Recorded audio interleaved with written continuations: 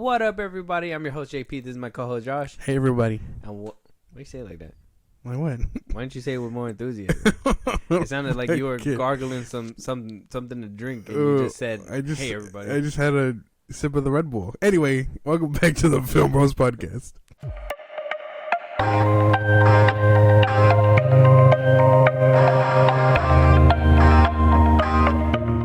All right, everybody.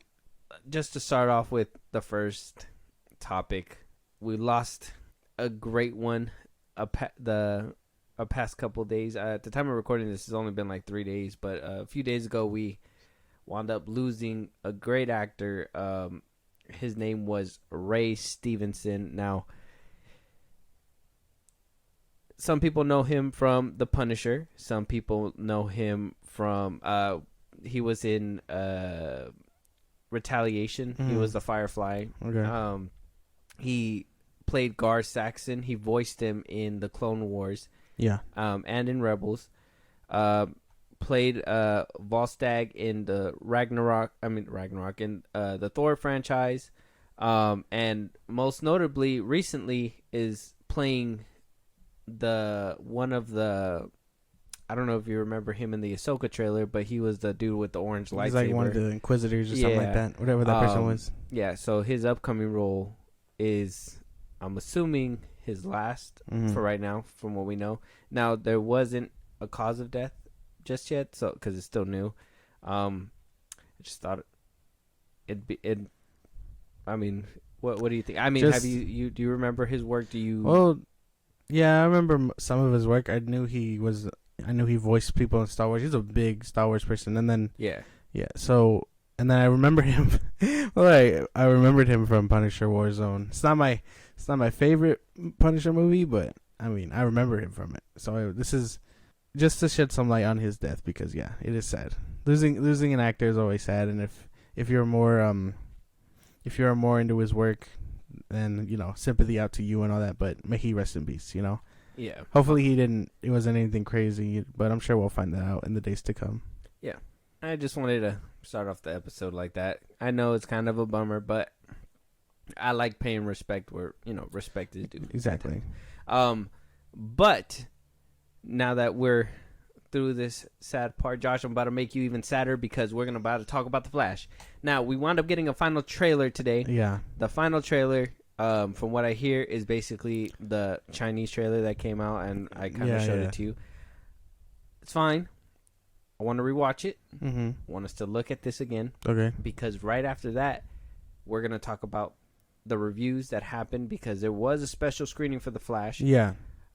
Now, when it comes to the reviews, we got to take it with a grain of salt, because apparently WB didn't give out the final cut of the film. Apparently there were scenes missing from the film, key scenes, and they didn't give the post-credit scenes or anything like that. Is this that fan thing that they were doing? Yeah, they did it in different places, and I believe the one in Los Angeles, I think they got turned away. Yeah, okay. I was about to say, if it's the fan one, I heard about that. That movie theater turned them away. Like cosplayers and all. Just said go away. You want to know why? Because all the influencers were in there already. Really? Yeah. That's fucking crazy. They got all the people that are like big name, like Soups, all them. They went in first, and that's fucked up. When it got packed, everybody got turned away. That's fucked up. I heard multiple people, because some of my mutuals live out there in LA. I guess they were saying that they were in line for it, and that people they knew got turned away, and it's just like either their movie theater was small, which I doubt. I think a movie theater holds up to like almost 100 people. And especially if you're doing an early press screening, you got to understand, people are literally going to fly in to see this. Yeah. And there was just, especially if it's not in your fucking city, you know what I mean? If you got to go a whole state over, then, you got to do what you got to do. Like, but to be turned away, especially people in cosplay, like, man, that's crazy. Like, it's hot as it is. And if you're like melting in a fucking suit, to make it worth it, you know what I mean? Like the experience and whatnot. And then just to be turned away, that's fucking sad. That's sad. Yeah. Sucks. But for the people that did watch it, there was some reviews out there, okay? And we're going to get into the good reviews, the bad reviews, the mixed reviews, and after this trailer, though. So let's go ahead and jump right in. And yes, I know we're doing the trailer early, but this is important because this is a ongoing beef that me and Josh are gonna have until this movie comes out. Because we just don't agree. We don't see eye to eye with this movie at all. Yeah. Here we go. Ready?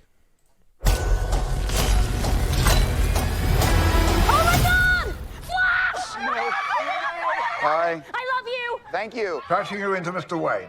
No, please don't. I need you here now, Barry.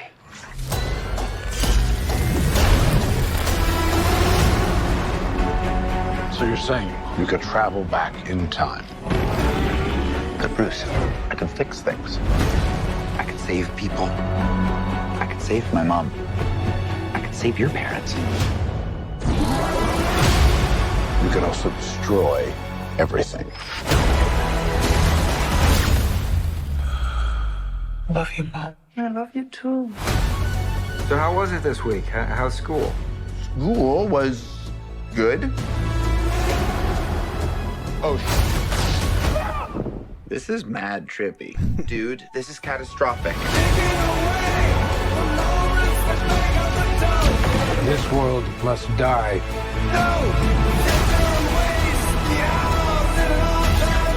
I'm not gonna lose her again. It's not Clark. My name is Kara. I will help you. Interesting group. Want some help? Wait, he's Batman? You want to get nuts? Let's get nuts. Oh, this rips!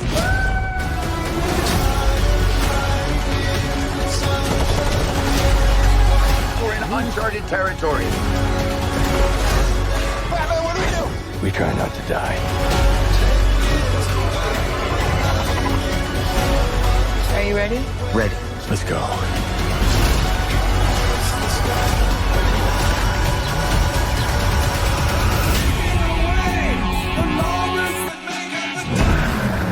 You have fancy friends.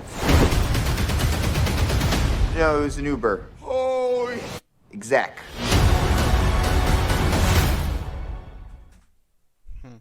Your thoughts?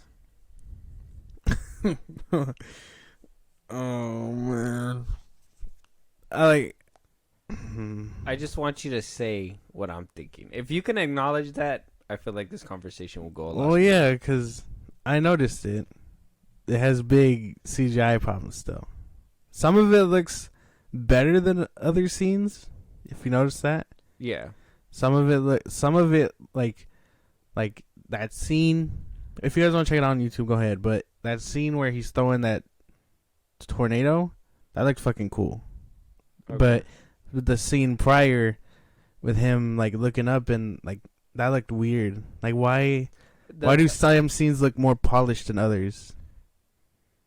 I'm assuming that's all because of the turbulence of, having to change things up a bunch of times. Even like that Batman scene when he's like jumping from that explosion, like that shit looks weird. That's why some of it. That's like I feel like they're gonna try and brush past us with scenes like that. You know what I mean? Like if it's not a big action piece to where like everything needs to be CGI'd, it's gonna look fine. But those bigger ensembles are gonna suffer, looking like fake as shit. You know what I mean? Yeah, because that's crazy. Now I just paused it in a random spot, so that's not really fair. But that just looks crazy.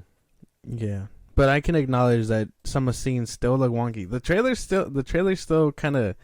This one does it for me because it does show a little bit more of Sasha, which I'm excited for real. And then, but I don't know what it is, dude. Because I was thinking about it and I was like, man. The last time we had this conversation, or we talked about the Flash, I was really just trying to consider what you were saying, and I wasn't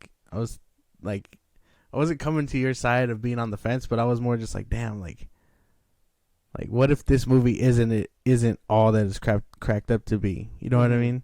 Like, what if it is all manufactured, hype.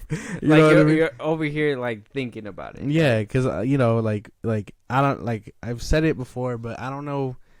I don't know what I'd do if this movie isn't good. You know what I mean? Like, what if it's not everything I'm expecting? Then you will be devastated once again. And as a DC fan, it shouldn't come as a surprise anymore. And that's just my thing. I'm not trying to shit on the movie. Like I said, I hope it does good. I hope I go into that theater and it like completely changes my mind. And this movie is cracked out what it what everybody made it out to be. But there's no, even with like, this movie had so many years, okay, to get it together. This movie had so many years to have these, like, I will admit, some of the stuff looks really cool. But I'm just going to have to, like, in my head, I'm over here already settling, like, to understand I'm going to walk in there and all the action scenes that I think are cool are still going to look like cartoons. They're starting to look bad, yeah. You know what I mean? That's where, like, I don't know if that's why they're putting a lot of action pieces into these trailers to kind of like get your mind ready and understand like this is what you're gonna see on screen. But there was even a scene right here where like he jumps out of the thing and he rolls, and that shit looks fake as fuck too. Like it looked weird. I don't know if you seen that part, and it was just like a simple like a little simple like him rolling on the concrete type scene. This is the Batman scene, yeah. You see what I'm saying?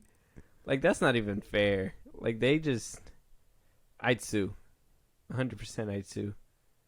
Where's that scene where like he kind of like oh, right here. Oh, where he like falls off the skateboard. His suit. It's his suit. I think. It's weird how I think it's just because of his fucking suit. You think it's the suit that is having like it looks like they faked it all. Like it's just even the shadow doesn't even look real. Like the lighting is just weird. And I know this because I watched that the Corridor Crew. Shout out to them. They helped me like that suit's gonna look so much better in the dark. If that makes any sense, because they don't have to worry about shadowing or anything like that. And like I imagine that's what this suit is like. You know how Zack Snyder's Ezra Miller's suit looks? There's not light to shine on it because it's a darker red, darker material. And, I mean, there's not really sun when we see him. But I'd imagine, well, I guess Justice League would be the best example because he does run in the sunlight. So, like, it reflects, but it's not shiny like that. Because with his old armor, it was more like... It wasn't polished like this, and it wasn't smooth, if that makes sense. No. It was more... It was his prototype shit, basically. Exactly.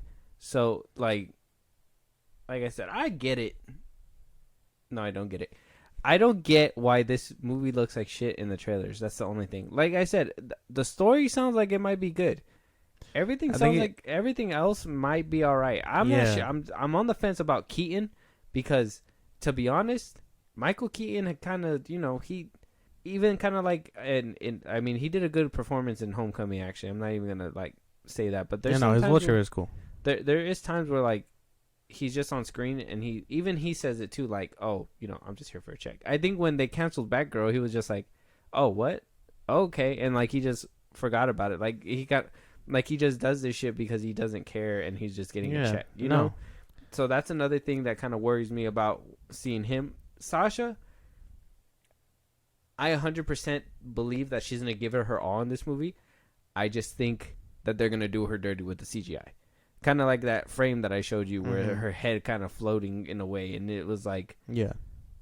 That's kind of uncalled for, Like, she actually cares about the character. When she first got, like, hired on, like, she made a big deal about it. And that's just my thing. I just don't want, to lose something... because it sounds like we're going to get a gold gem with her. You know what I mean? Mm-hmm. Ezra, his acting might really carry this movie. Yeah. And, the CGI and stuff is obviously not doing him justice, which kind of sucks too. But it's, this movie has so much writing for them actor-wise Like it would be a shame that the CGI and the VFX is the reason why this movie is its downfall. That's what I'm hearing most about. Like the story is like great, and every actor does their thing. Again, I'm not sure about Keaton. They're not giving us much with him other than the fucking his one line, you know what I mean? And like the few action scenes, but like that's about it that we're getting out of him. We're not really getting anything else. We got more Batfleck footage than him, if that makes any sense. Out of these trailers. Yeah, well, this time at least. Yeah, because I still think that we see Keaton the most. And I believe that's obviously because he's probably in more of the movie. I think Batfleck's really only in the beginning of the movie. Well, I don't know, because like the only scenes that they're really showing or the ones that I can recall it's the fucking obvious his one line, and then, well, I guess in the last one they did show him a little bit more. He had more dialogue, but that's like one new scene out of that one line, the Batwing scene, and the one where he's kneeling. You know what I mean? Yeah, that one when he's on top of in the bunker thing and she comes out to save him. Him turning his back and getting shot. Him flying out. Him getting jumped by one of Zod's henchmen. Like we see a lot more Keaton. Everything that we see of Batfleck's the same thing. Him, that stupid goofy image of him jumping out of the blowing up building. Him on the bike, him jumping off the jet plane. I think this one was the first time we got new dialogue where it's like, Barry, we need you, or I need you now, or something, come now. And that was about it. And then we see him leave, which I'm assuming that's the last time we're going to see him in the movie. So I don't even know why they showed you that to begin. You know what I mean? So maybe, I don't know. Not until we see it, but I don't know. I understand what you're saying, and like I got my own mixed feelings about it, but I want this movie to be now I feel my bad. bread and butter. No, I feel bad because you were like super hyped, and now I feel like I'm the Debbie Downer. Well, like no, because it's just me. Like you know, I don't want this movie to like hurt my feelings. You know what I mean? So you're protecting yourself. Yeah, and I feel like that's what I'm doing too, because I love DC. I fucking love it, and it just sucks that I haven't been getting what I love. It fucking sucks because I like for the longest. I thought I was finally getting some good ass DC content that, you know, I was enjoying. I was sitting there with my popcorn. I was good. And then they tweaked it and they fucked it up. And now look where we're at. Fuck it. I would even have said Black Adam was good if it was actually good. But because it wasn't, it's not. Like, I want DC to succeed so bad, but shit like this doesn't help DC succeed. Yeah, no. What do you call it? Like, and that's my thing, because I'm still excited for it. I'm still in it for the story, and, you know, Ezra's Flash and Sasha's Supergirl. Like, I imagine they're going to be really good performance-wise, but like you said, the CGI isn't doing it, and I want to see this movie go in happy, and I don't want to come out sad. You know what I mean? Or disappointed, because if this is really the goodbye to the Snyderverse and the old DCEU, you know what I mean, before starting with Gunn's slate, like, I don't want to leave with this being the bad impression. You know what I mean? Like that, like, give me a worthy ending. Mm-hmm. That's what I want. Well, we'll see if that's what they're giving right now, because we are going to go over some of the reviews that came out during the screening, and a lot of people are saying the reactions are strong. Let's see. We got a few of them saying DC's The Flash is tremendous. Forget DC. It is without a doubt among the best superhero films ever made. An all-timer. Innovative storytelling, fantastic action sequences, great cast, so many nerdy details. I'm in tears at the end. Everything you want from a superhero franchise and more. See, and this is the problem. This is the problem with these reviews, because a lot of, like, you'll hear a lot of the same words in different listen to this one. This one says, "Damn, The Flash is good. It's super inventive, both visually and in concept. The dynamic of two Barry Allens is crazy well done. Emotions hit me intensely hard. Solid surprises, and it got me wanting to watch again and really eager to see how many they follow. See how they follow it. Well done." Somebody else says The Flash is awesome, one of the best DC movies, a perfect blend of action, heart, and humor. So many wow and chill-inducing moments that longtime DC fans will love. Ezra Miller is superb, and Michael Keaton's still got it. And we got a couple mixed reactions. We got right here. So Jeff Snyder, we've talked about him before, and I personally trust his judgment. I kind of feel like he's more truthful and he doesn't really pander to anybody. So this is what he says about The Flash. He says, the first hour is pretty fantastic, strikes the perfect tone. Ezra's great, heroic, funny, emotional. The last hour is mostly terrible. Just an utter mess that'll leave you asking what the hell's going on. Fan service and the DC villain problem strike again. Mixed bag overall. Somebody else says, The Flash is not one of the greatest superhero movies ever. Parts are funny and fun, but I was completely exhausted by the second hour. It took me at least 5 minutes to recognize Michael Keaton, though, so do with that what you will. What? What does that mean? It took me at least 5 minutes to recognize Michael Keaton, though, so do with that what you will. Recognize him? Maybe he wasn't acting the way that he was supposed to. Maybe it wasn't the Batman that people remember, or at least she remembers. I don't know. Oh shit! Not to sound fucked up, but if that's an old people thing, you know what I mean. If you're expecting the old Batman, I'm sure you'll get that. But he's aged and he's matured. He's a seasoned Batman. He's not gonna be the same one from the old ass movie. But that's what he's supposed to be. If they're bringing him back, he's supposed to be that, but just old man. Well, yeah, but like he's gone through shit too. You know what I mean? I think in well, I don't know if it's true or canon, but in the crossover for the CW show, when they mention him, he's married to the Catwoman. So, who really knows? Yeah, it's up in the air until we see it. There's a lot of mumbo jumbo, but we did talk about too, him coming back to Beetlejuice and everything, and I was telling you like we're gonna have to wait and see how he does with this one. Coming back to a role that he used to do. Mm-hmm. How will he do when brought back to it? Yeah. And like I said before, another reviewer said before that he's just there to basically say catchphrases, and I guess I don't know.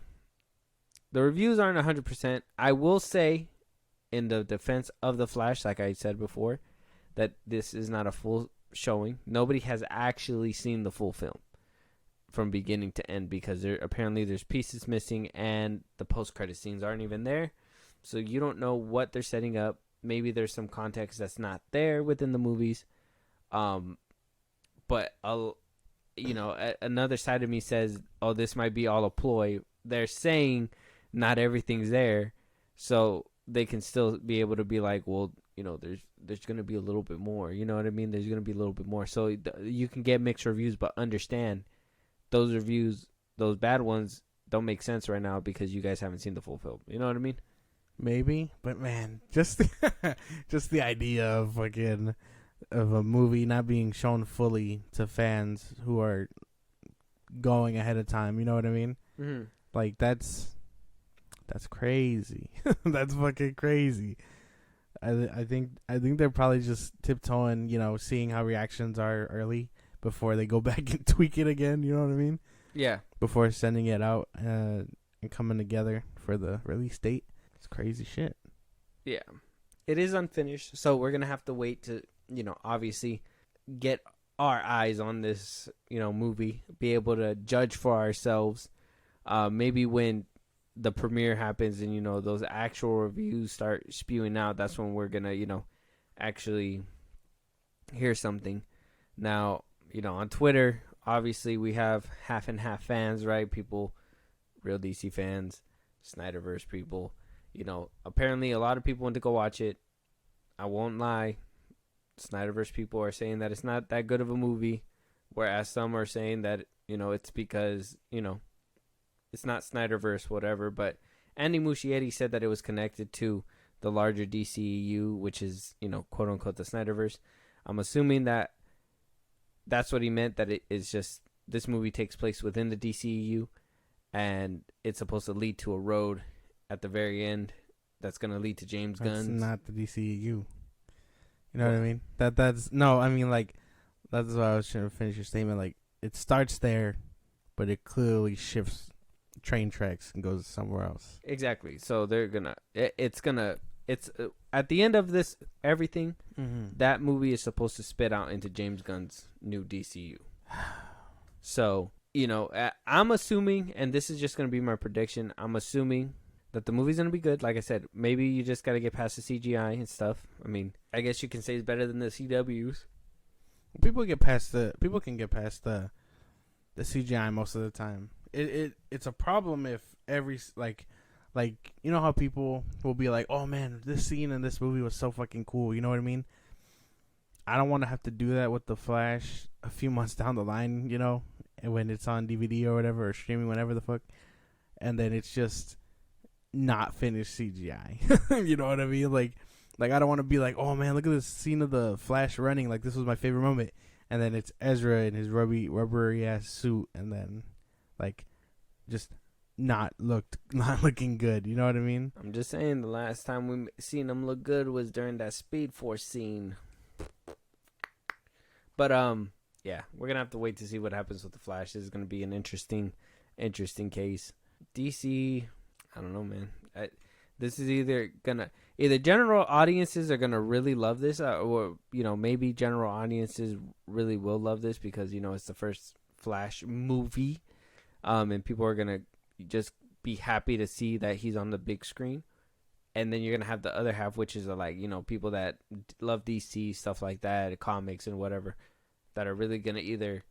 I feel like that fan base is going to be split into two as well, because you're going to have the ones that really hate this movie because it's, you know, whatever, and then people that really love it for whatever which reason, you know. So it's going to be split up into three groups for sure. So it's always been split, and then I don't know how will this movie fare amongst them? Who knows? It makes me sad thinking about it. Yeah, well, we don't want you to cry on here, so we'll have to wait and see what the Flash movie. We will get tickets. We will watch that for sure. Something that's on our to-do list. But something that's off my to-do list now is going to the damn Galactic Star Cruiser that Disney had. So, for those that don't know, Disney had a hotel. A glorious hotel for Star Wars fans to go ahead and immerse themselves within the Star Wars galaxy. Yeah. I believe that's where they showed their first lightsaber, the one that actually pulls out and then she drops it on the floor and, you know, picks up a stick to fight, whatever. But for those that know about it, know that this one came with a steep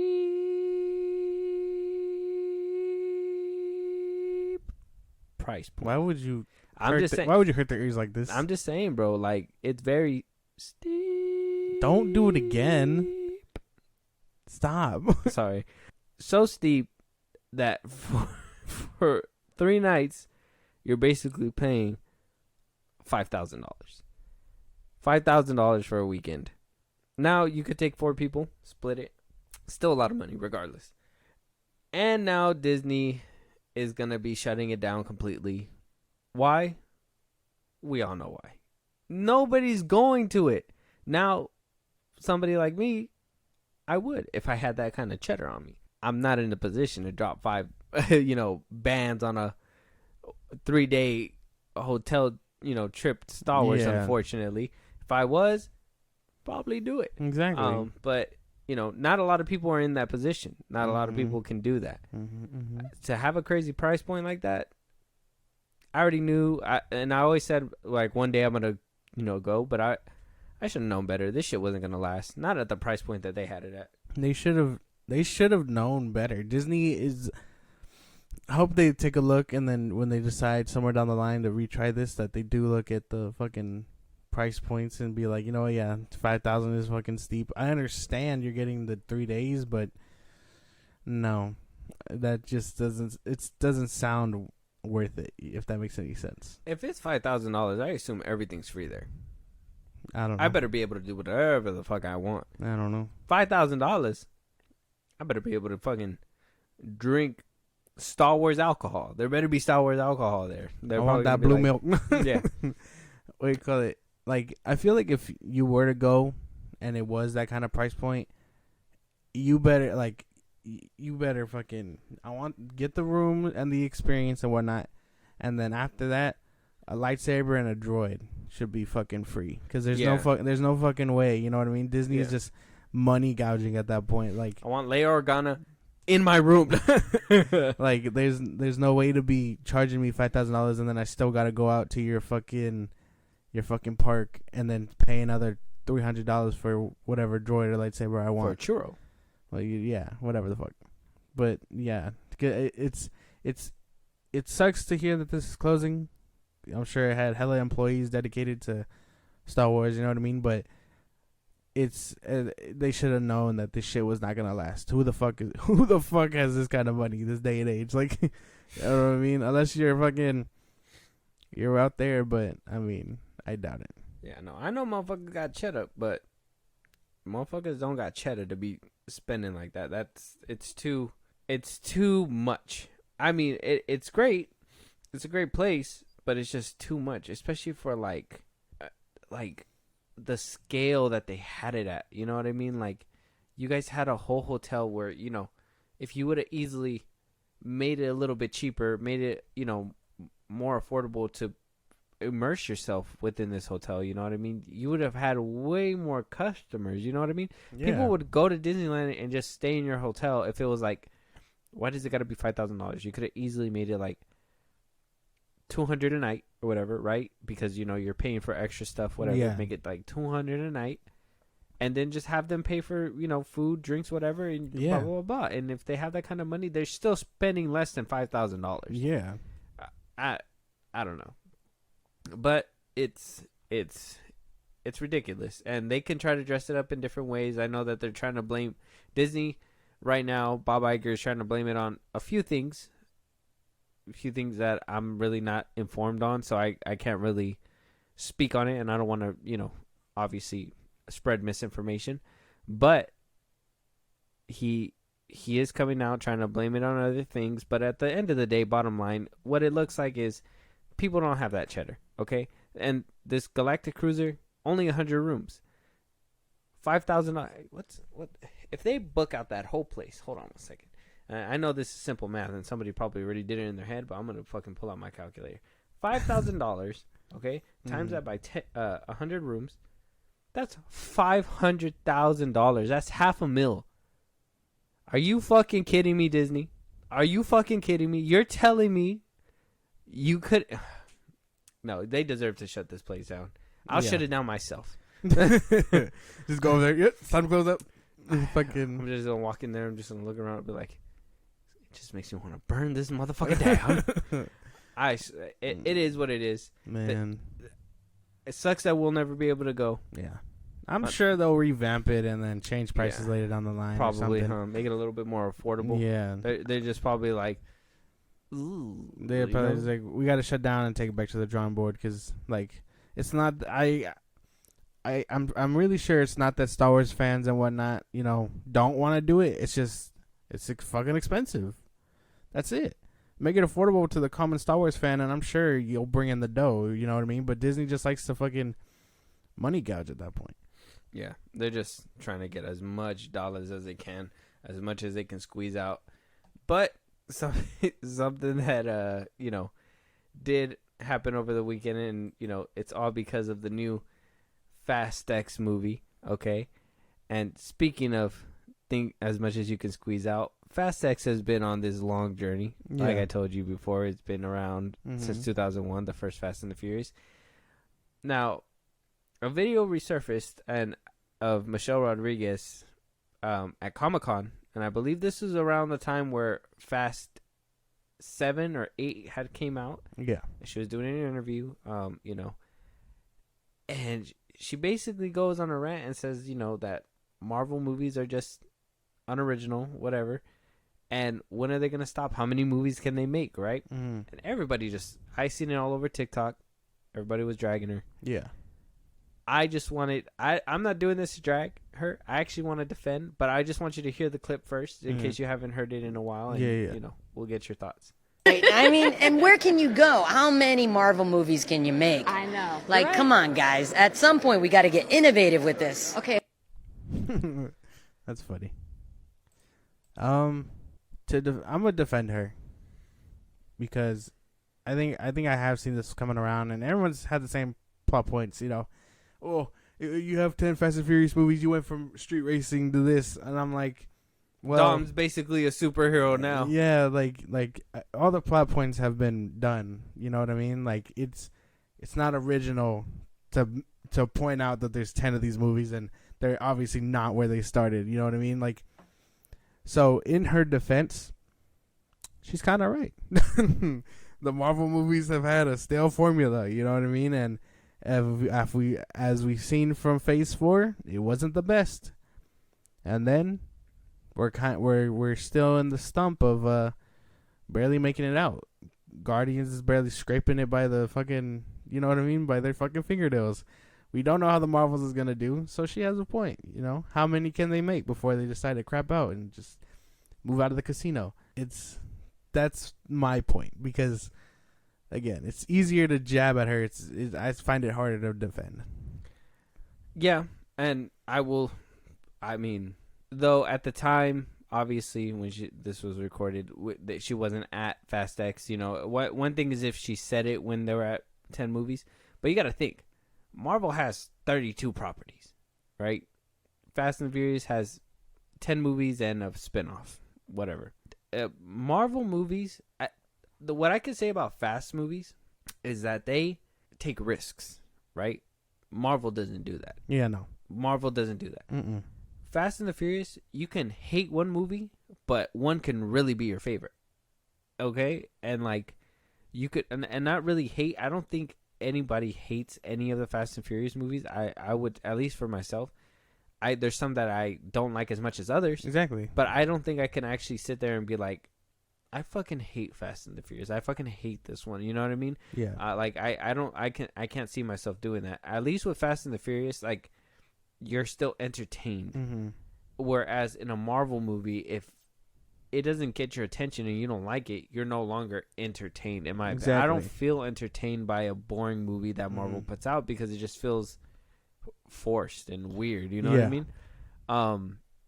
But in my defense, they're nowhere near Marvel numbers when it comes to movies. They're getting there.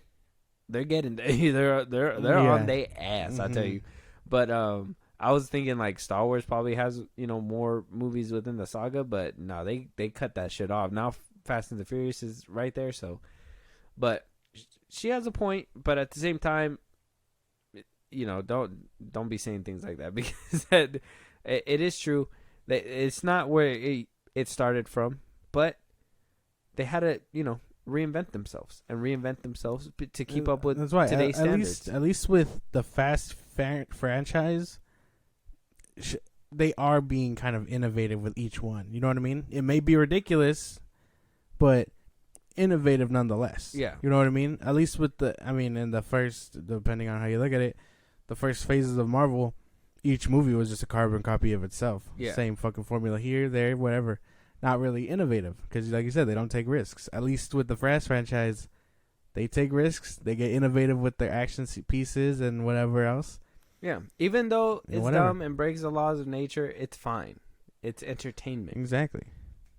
So what if Dom sure doesn't get dirty? Someone's gonna look at an MCU movie and be like, oh, they didn't explain how Ant-Man's suit is like nanotech, yada yada, and then someone's gonna see Dom fly a fucking car, whip it around, and you know, into a fucking plane, and people are still gonna be like, that was fucking sick. I don't even know how that makes sense, but that was cool. Yeah, you know what I mean. Yeah. So it doesn't make much sense, because at least with the Fast franchise, they've been fresh and innovative, and you know, in my experience, they keep me coming back. So you know what I mean? Yeah, and if you notice, Fast and the Furious went through some changes, obviously, between certain things, but we will be getting into deeper talk with Fast and the Furious in a different episode, so keep out for that, guys. But yeah, leave Michelle Rodriguez alone. Exactly. You guys are corny for pointing out the same damn things. I've seen like 7 different posts with the same. Oh, you made all the same. Like, dog, you're corny. Shut up. Dom has superpowers. Yes, we understand. We understand. Know. It doesn't make you a goddamn genius to point that out. Yeah, like we've seen the movies, but it's entertainment. Like, honestly, yeah. But moving on though, CW also hitting the axe on a few things. Now, the live action Powerpuff Girls project was something that was down the pipeline for a while, and it they shot episodes, but then they fired one of the cast members, so they had to reshoot the episodes.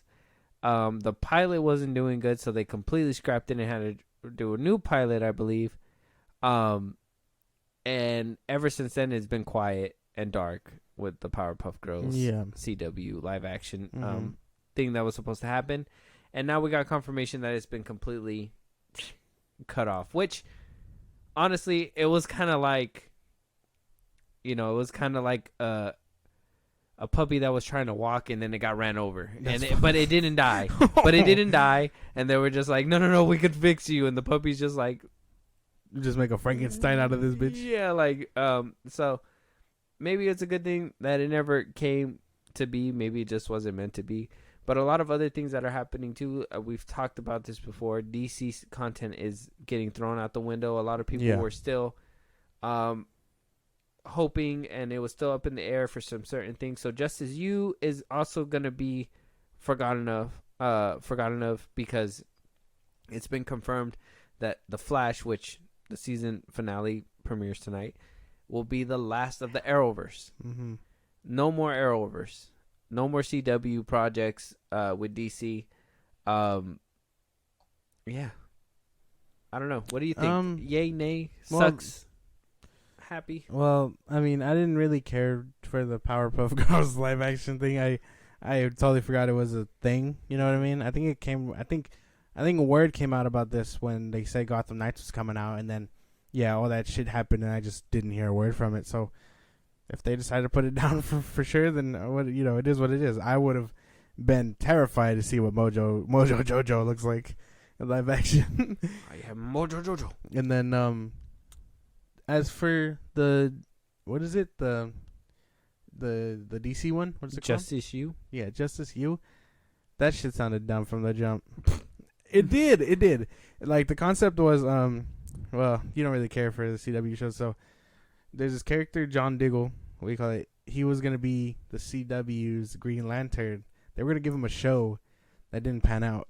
Was that the dude? I think I seen a clip on Twitter where, like, they kind of briefly show the green light or something and everything. He was going to be the Green Lantern. It was supposed to be, like, hinting at it or something.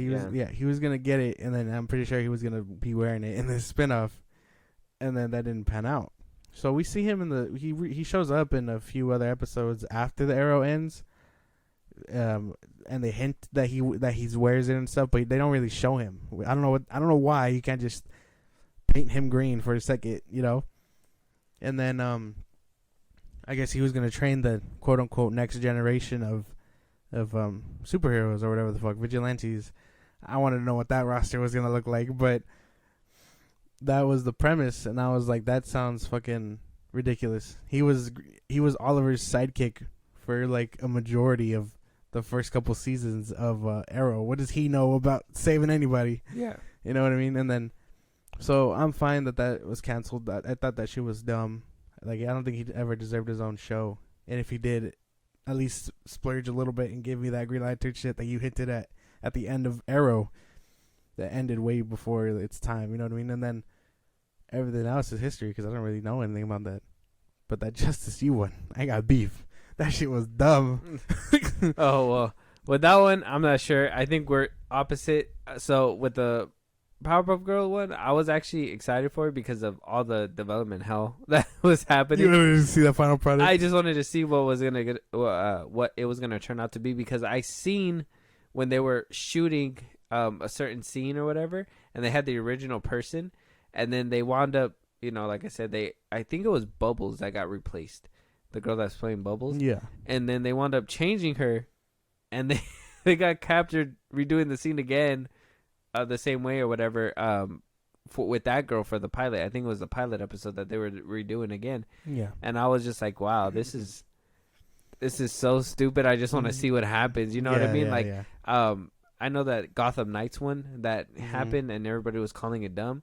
I was gonna check it out just to see, what's it's about or whatever. But then after I heard that Batman got shot in the back, he got shot. I was just like, "There's no point in even checking this out." The greatest detective is going out like that. That's crazy. This universe is already unbelievable. I cannot. But yeah, I was just mostly interested in the final product, so I was just worried about that one. I didn't even know about that. That would have been funny as hell to check out. Yeah. Goddamn. So, but it's gonna be locked in a vault forever now, so we'll never get to see it. But I'm ready for the next topic, and the next topic is your favorite director, James Gunn. So here we are at this time, at this juncture. Okay, so earlier I've been working all day, so I had to ask my co-host here to pull up some articles. Yeah, a few of them, didn't pan out. There wasn't a lot of credible sources. Some people were saying Mr. Terrific was going to be in the Superman Legacy. Some people were saying that we're going to see a lot of established DC characters within the DC, James Gunn's DCU in Superman Legacy.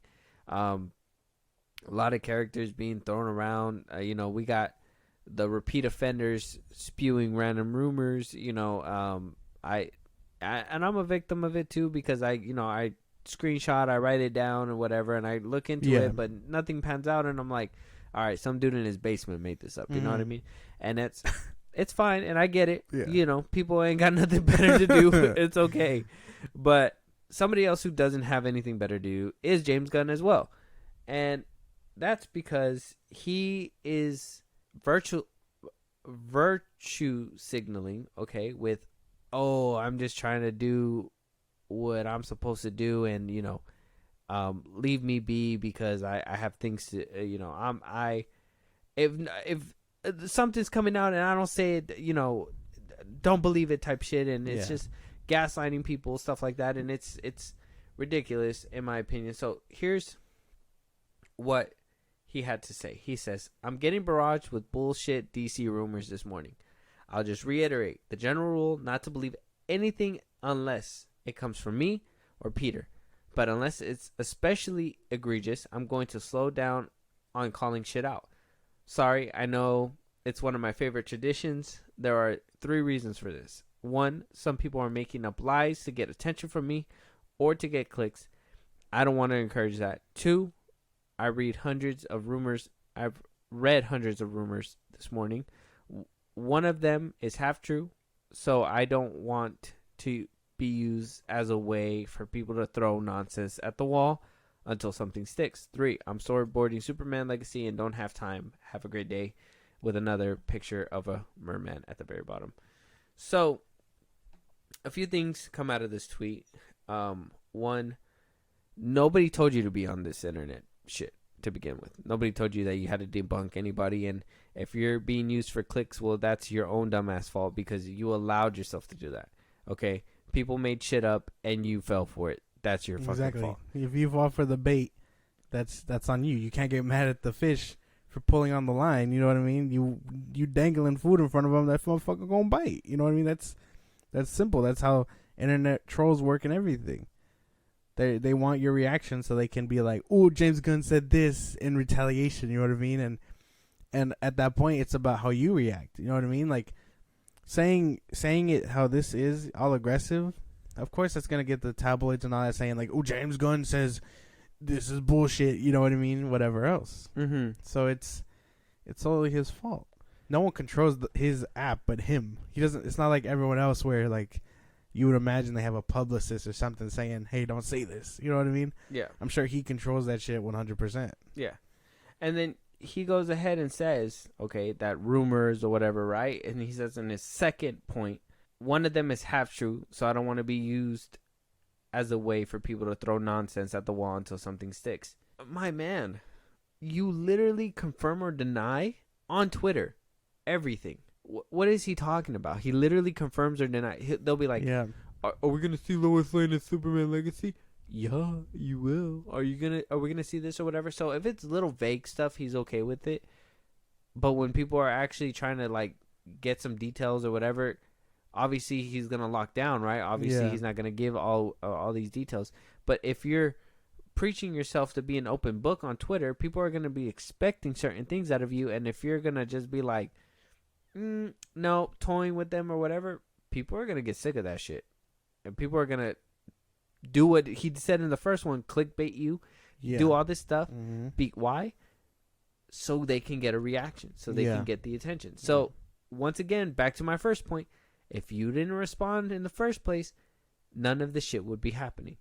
It's fucking ridiculous. Exactly. There's hella people tagging him and stuff, and he replies to almost all of that shit I see immediately. You know what I mean? He's replied to some of my people on Twitter. Like he makes it a habit to reply, and I'm sure that's just so he can keep in touch with the fans and, you know, Q&A lightly or whatever. But if you got people who are kind of close to figuring out what's in the box, you can't get mad at that when you're basically handing them the keys. You know what I mean? To that shit. You're answering their questions. Exactly. If you just stayed off Twitter, they'd just be throwing stuff at the wall, but ain't shit gonna stick. Exactly. You know how many times people tag famous people, you know what I mean, and they don't get a response? You know what I mean? Like I feel like I see more of James Gunn responding to fans than someone else would. Like, whether it be like a singer or artist, whatever the fuck. You know, I feel like I see more of his replies to fans, which is fine. But again, there's those people who are going to take that and be like, I'm going to fuck with this dude heavy just so I can get clickbait for my next video or whatever the fuck else. And then he falls for it. Hook, line, and sinker. And then the third part, okay, and this is kind of like a two-parter because he puts this in the comments. So he says, I'm storyboarding for Superman Legacy and don't have time. Have a great day. My man, when you were dealing with Guardians of the Galaxy and being the head of DC Studios and doing Superman Legacy, you were still on Twitter 24/7. I don't know where you find the time to do this, but believe me. It's clearly not stopping. Yeah, you clearly have time. So he says he's storyboarding, right? Yeah. And this is kind of where I'm just like, because there's a writer's strike going on. Yeah. Am I right? So down in the comments, somebody says you're storyboarding based on the first draft ? He says it's far from the first draft. So is he doing rewrites and fixing things up? And is this kind of like a confirmation that he's actually, you know, doing things he's not supposed to be doing? Maybe. Unless that draft he sent in that we saw on Superman Day or whatever is the final one. But even then, he'd still have to. I mean, if you're storyboarding, things aren't gonna make it. That's what the chopping room floor is for. You're gonna be storyboarding. You're gonna be seeing what works, what fits. Yeah. Putting lines. You'd be rewriting it. I mean, yeah, basically, that's what it sounds like. He's doing work behind the scenes to get it done, and no one seems to be shining a light his way, so he's just gonna keep working. Oh, yeah. So I don't know. That to me seems like it's something there, in itself. So either which way, it didn't stop him. Okay, because this tweet was May 20th. And the 23rd. And the time of recording this, we're on the 23rd, and he decided to respond to this fan. And so somebody had asked him on Twitter saying, what is the best movie of 2023? Yeah. And he tweeted back, The Flash. Some other tweeter said, I watched Man of Steel in the DCU. If the hype is real, what would we say are recommended viewing before you watch The Flash? James Gunn replied, saying, you don't need to see anything as long as you know that Keaton Batman exists. Some other Twitter user jumped in and said, you're the head of DC Studios and can't even figure out that technically both BVS and Zack Snyder's Justice League are prequels to The Flash. Since those versions of Batfleck, Wonder Woman, and Barry Allen were characters from the Snyderverse, it's actually embarrassing that they hired you to run this franchise. Kind of harsh towards the end. Kind of harsh. James Gunn replies, that wasn't the question nor my answer. You don't have to see those films to enjoy The Flash. So I give the same answer as I did repeatedly for Guardians of the Galaxy 3. It's good to know a couple of things before going in, but you don't have to see anything before seeing it. It makes sense by itself. How? How would that work? That happened today. You're telling okay. Just to play the game. we're gonna break down everything that you kind of see in the Flash trailer that has happened in the past DCU films. Ready? The World Engine. Where's that from? MOS. Man of Steel, right? Ben Affleck's Batman.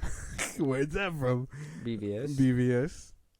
That Wonder Woman is from Wonder Woman and BVS and Zack Snyder's Justice League. And then Ezra Miller's Flash. You're telling me you're not going to see it, you're not going to want to know where he was before he showed up in his own movie?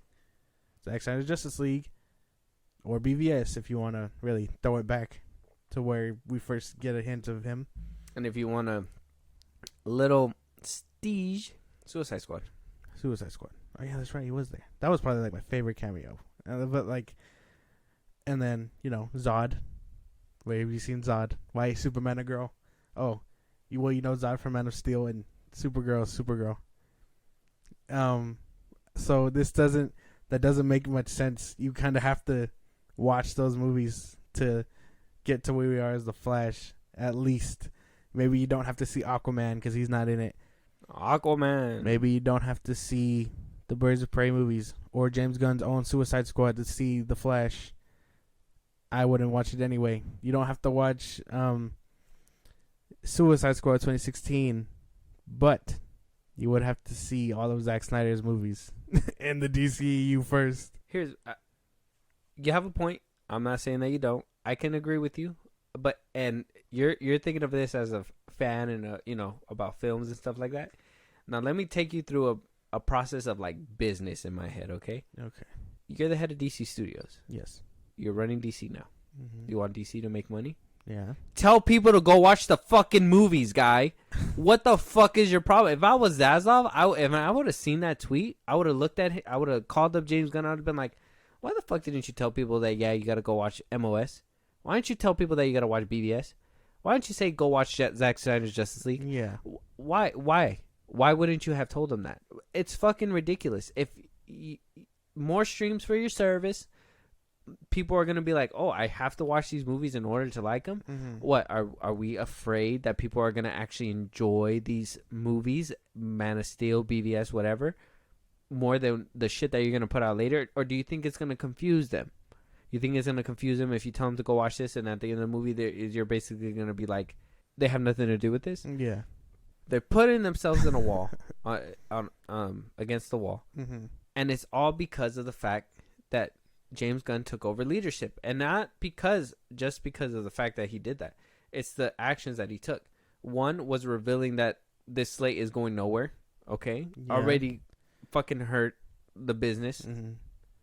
Okay, why the fuck would you tell people that way before we even put out these movies? Mm-hmm. So stupid.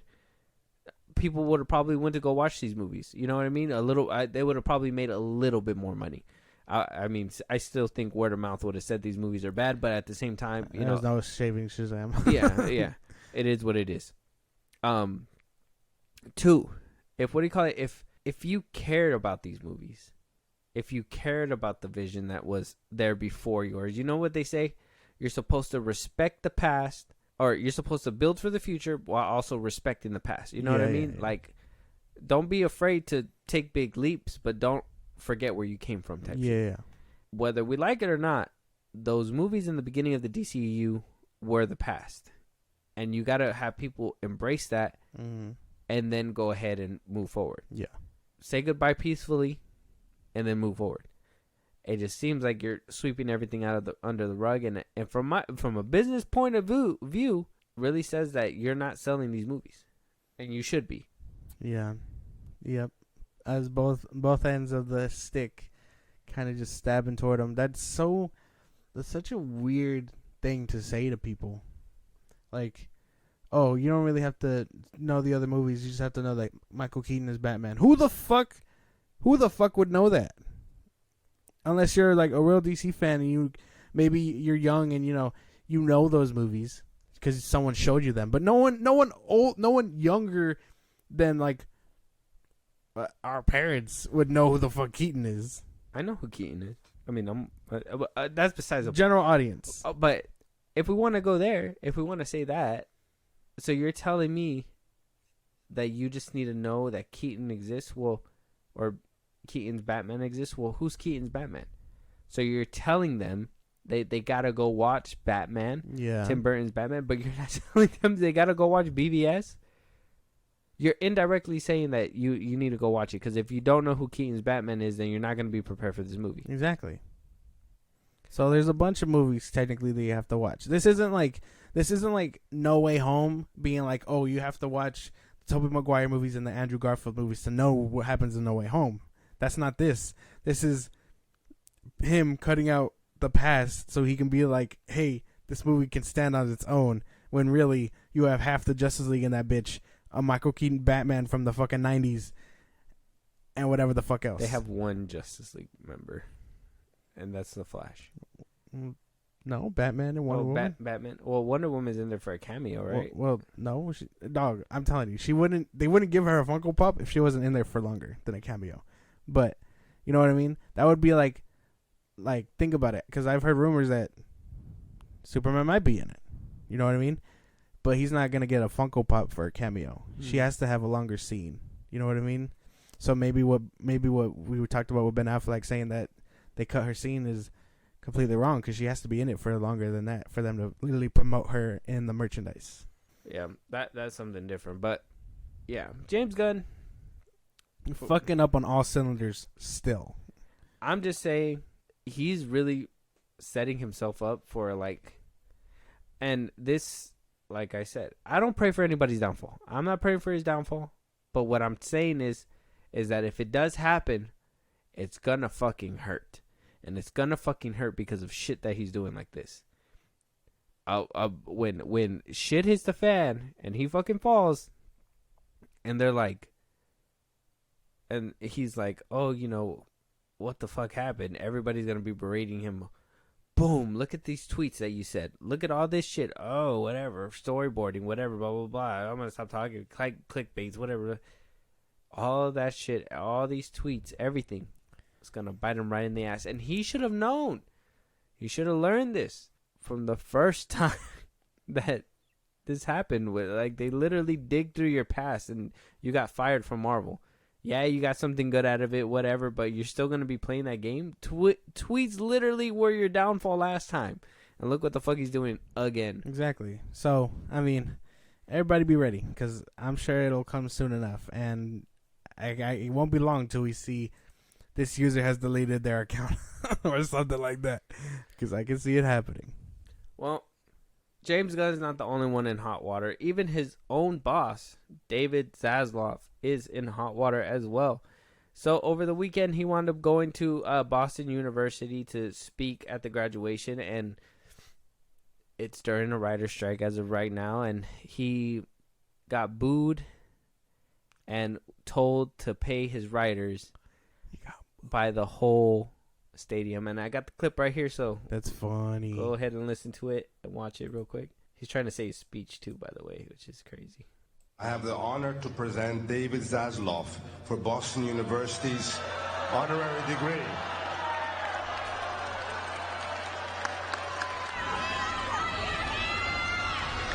I now call upon Dr.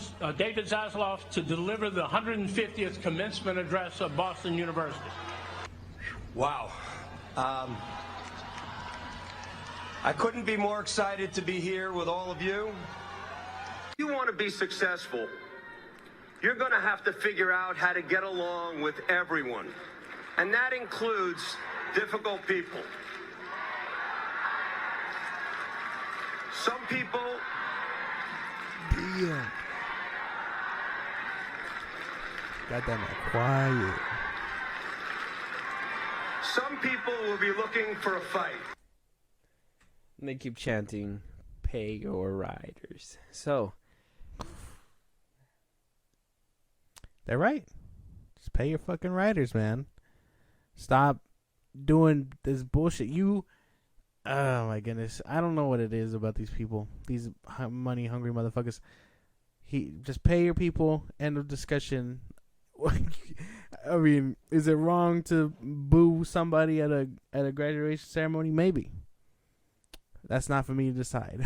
But clearly, you got people passionate about their shit. If they're booing you at a ceremony, you know what I mean? Getting you to stop mid sentence just so that their chants play. You know what I mean? I'm sure they had that man shaking in his boots. Well, yeah. I mean, his timbers are shivered. Yeah, it's a bad spot. It's a bad spot, and especially because, you know, he's probably not even there for that reason, and you know, it's getting thrown in his face, which it makes sense. It makes sense. Obviously, it's a public thing. Everybody knows that you should be paying your writers. Everybody knows that you're not doing what you're supposed to be doing, you know? So, inappropriate spot, but I mean, yeah, you're right. I can't even... You said everything. It's just pay the people that you're supposed to pay. Exactly. It's fucking ridiculous that it's even gone this long. You know, people are out there without money or anything, you know, with picket signs and the heat. It's summertime now. Like, you would think that they would have more respect and just be like, look, we'll reach a deal. Now, like I said, there is a rumor saying that everybody is in agreement except for Netflix. Netflix is the only one that's pulling out, but nothing really concrete has came out about that. I know that the Directors Guild and the Actors Guild pretty soon are going to be striking as well, because it's getting pretty hot. And if that's the case, even more movies and productions will be halted, and you know, it's going to make things worse. And it's all because writers are being used. And I mean, maybe they were getting paid, right? Maybe they were getting paid, but if you're doing something as well that's not right, like you guys are willing to try to use AI, ChatGPT, to replace these people too. Exactly. And that's one thing that they don't want to get replaced by. They don't want to get replaced by a robot. Nobody does. Exactly. Unless it's me. If I can get a robot and I can make them go to work for me, that'd be nice. Jesus. Yeah, no. Just I mean, I don't know what it is, because we can keep talking about this. We go in depth all the fucking time. Like, you got people out of school that you're supposed to be there to kind of uplift, you know, final words of wisdom before they get out of college and stuff. But you're getting booze and you're getting pay your fucking people. They're like, take your wisdom and shove it. Basically. They did not give two fucks about what he had to say.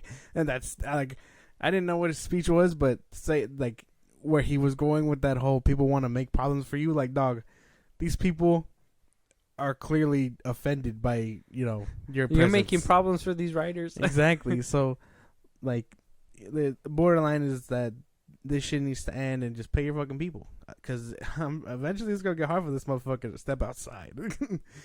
For everybody. All the CEOs of these companies, because you would think that they would just walk in and just be like, look, we're going to come out, we're going to pay these people. We're going to all stick together, you know what I mean? Yeah. Even if we got to take a little pay cut, we're still making billions of dollars, you know what I mean? We're still getting our bonuses at the end of the year. Yes. Fuck it, like, let's just go. But, yeah, people are in hot water right now, and it's getting even hotter. But I'm about to get on Disney's neck and make it hot for them, because apparently they got to animate Alien vs. Predator just sitting in their fucking shelf, man. Oh, man. Yeah. I've heard about this. And I am upset about it too. Because holy shit, that would go so hard. But the fact that they just have it sitting there collecting dust, knowing that that's probably a fucking gold mine after Prey, they're fucking whack. Just for them to be like, man, I don't know if they need this. Put it away. So apparently it was during a podcast, and he says there is sitting at Disney now at 20th Century Studios, 10 episodes of a fully completed Alien vs. Predator anime series that I produced. It's done. It's in the can. It's mixed. It's finished. It was produced. A story cracked by Eric Calderon and Dave Baker, two unbelievably crazy talented guys.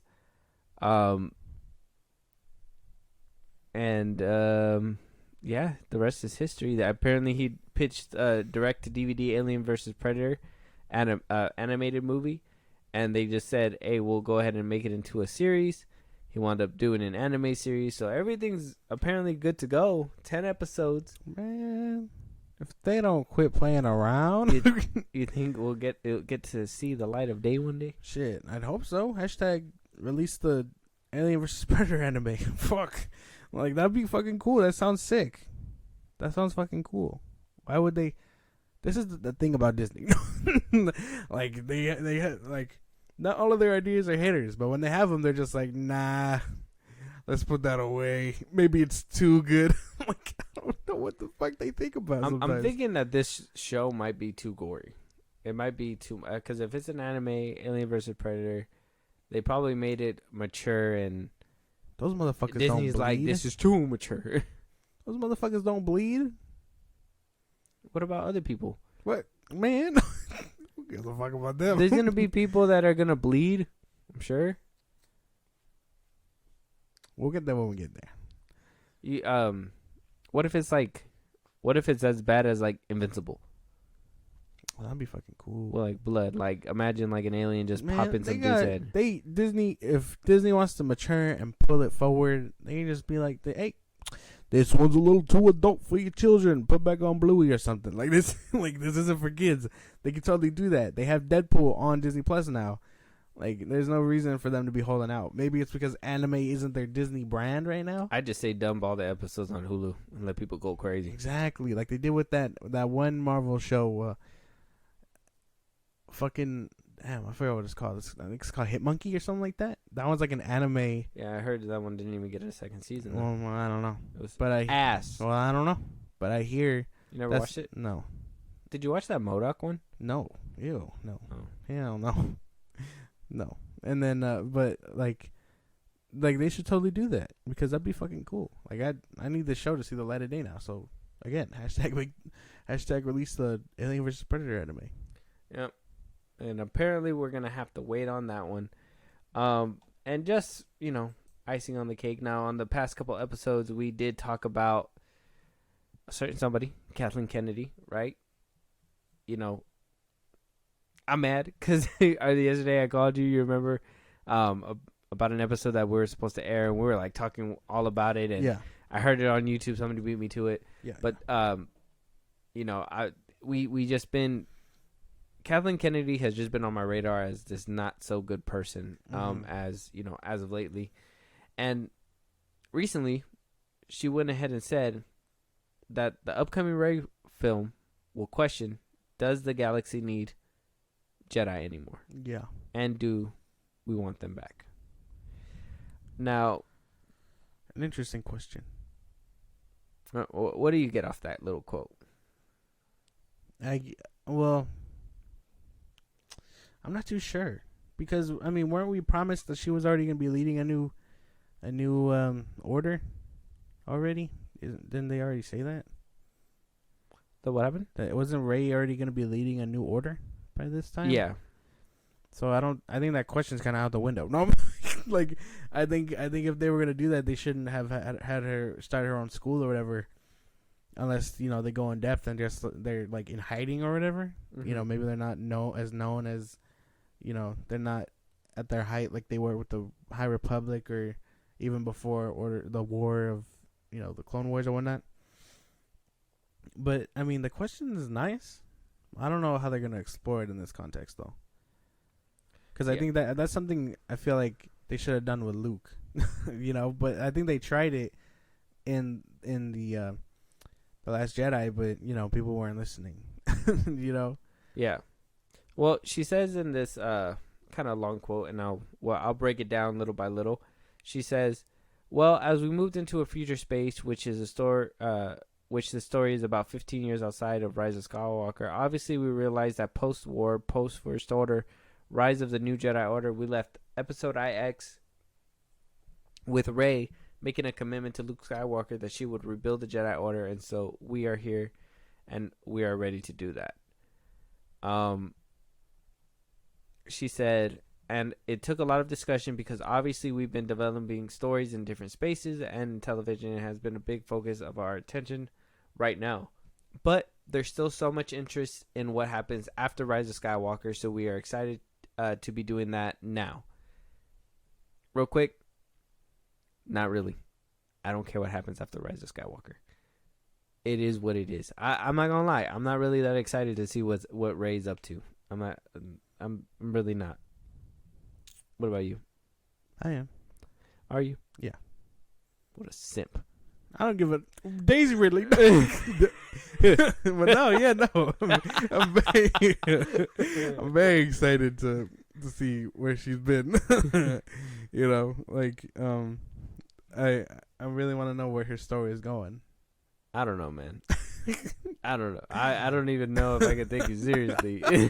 What? So later on, apparently later on in the podcast, she was asked, about James Mangold's film as well, saying that the tale of the first Jedi to wield the Force and harness it was a liberating power in the era of chaos and oppression. We've been talking a lot about going well into the past, and one of the things that's really knitting this all together, obviously, are the Jedi.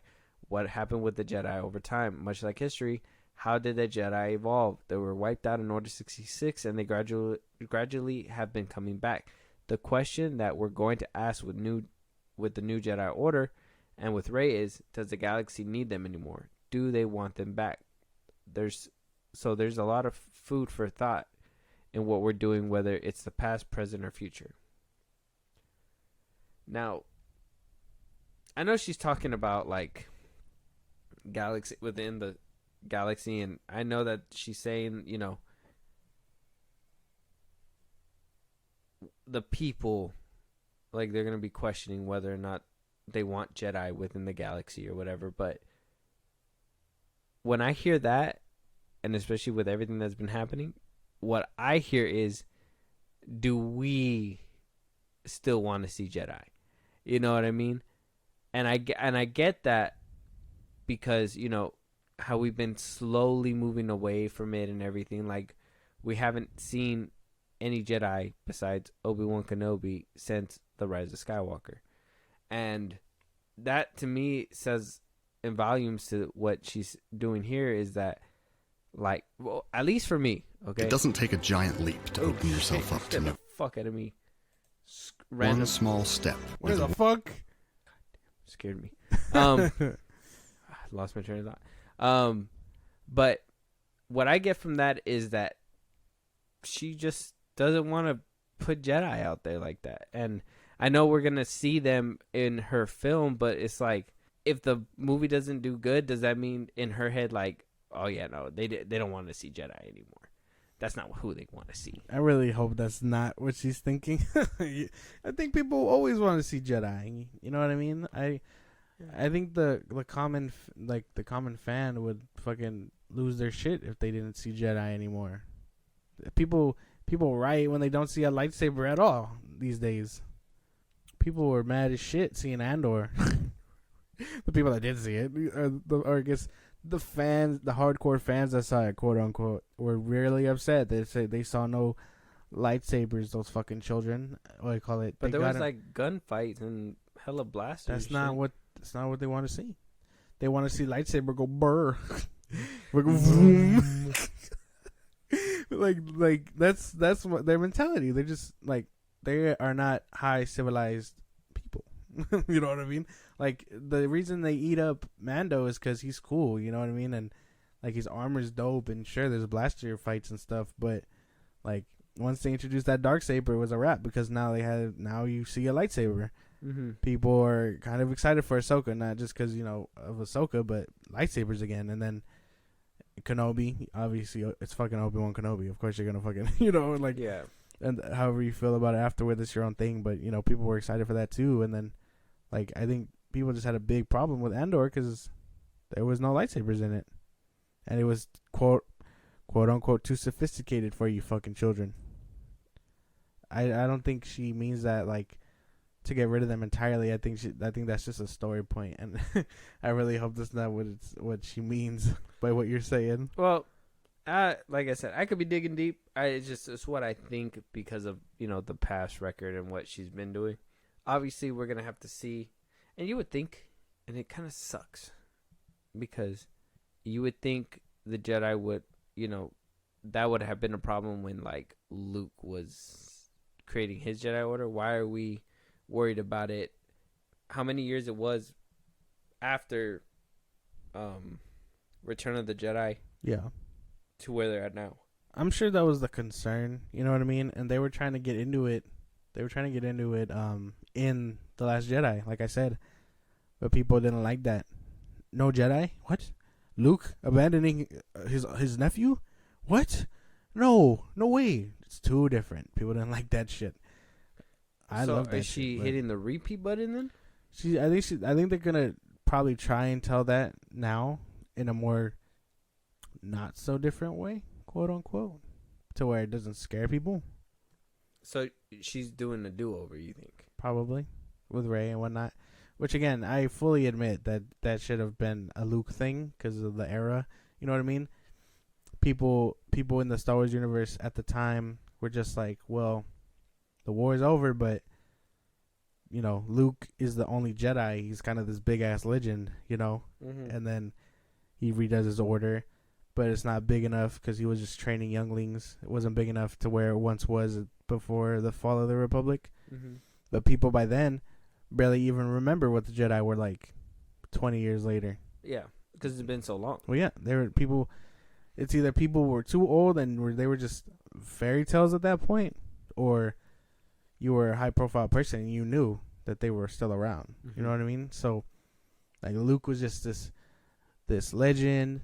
Like they said in Mando, he was just a legend, and then he shows up and stuff. But I think with Return of the Last Jedi, they were trying to get there to be like, dude, they don't need us anymore because they were betrayed by their people and whatnot, and whoever the fuck. But I think with Rey, when they try to do it, it's gonna be a little different. Hopefully it's not too different to where it scares people, but they're gonna try and retell it properly. Yeah, it can't be too different, right? That just be scares people. Bad. Scares people when things are too different. Well, hopefully this isn't crazy different either, because I am I recently rewatched the original trilogy. I'm on the sequel trilogy right now, but like it just everything wraps up so perfectly for me by Return of the Jedi. It feels kind of like, I think The Force Awakens doesn't feel like it feels justified to have brought them back, but then as we go down, it kind of feels like, there's some stuff that I felt like should have been dealt with a while ago, than around the time where they decided to handle it. So I'm hoping that this one isn't gonna suffer the same fate, because I would hate to see, I'm always so skeptical about this stuff because, especially when it comes to somebody who hasn't really been delivering, you know what I mean? So that's just me though. Maybe. I don't know. That's the thing, because I'm just like throwing ideas because I'm going off the quotes, and like what it seems to me is like, well, I agree, Luke should have been the one to kind of tell this kind of story. With Rey, it'll probably hit harder because she knew Luke, and Luke was kind of like the quote unquote last Jedi, and now it's finally, we're at the time where, like they said, it's a time of peace. You know what I mean? I'm sure the war is coming around the corner again.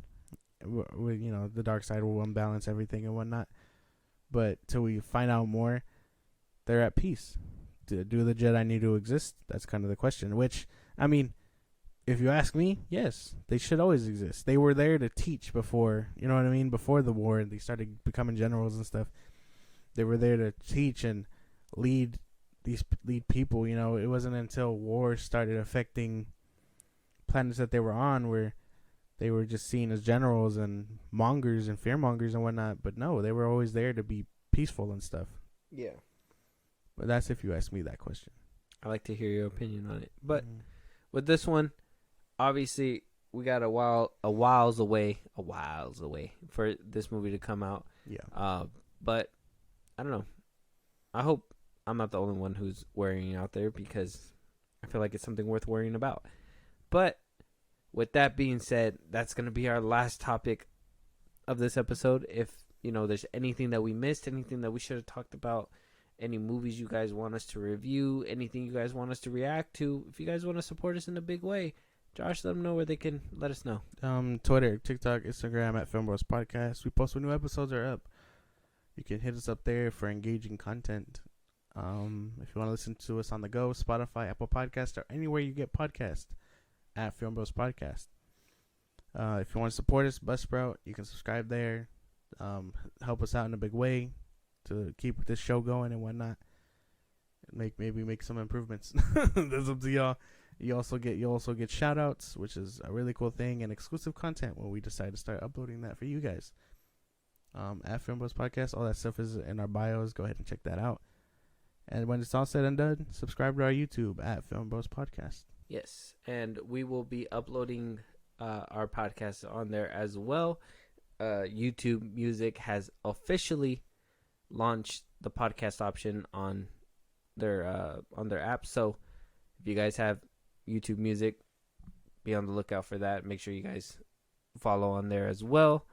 It'll be much appreciated. Exactly. But yeah, so with that being said, we'll talk to you guys on the next one. Talk to you guys later.